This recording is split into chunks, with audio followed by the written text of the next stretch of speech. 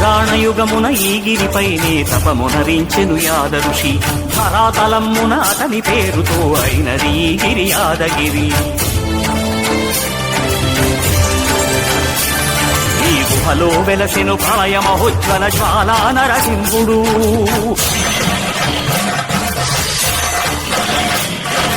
భక్తాభీష్టములన్నీ తీర్చే లక్ష్మీ నరసింహుడు.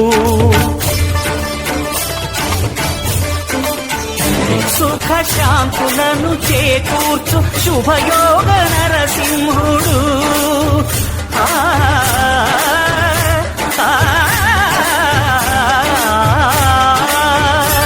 సుఖ శాంతులను చేకూర్చు శుభయోగ నరసింహుడు. నమో నమః నమో నమః. నమస్కరించెను నాలుగు దిక్కులు, నఖముల వెలుగుకు మ్రొక్కెను చుక్కలు.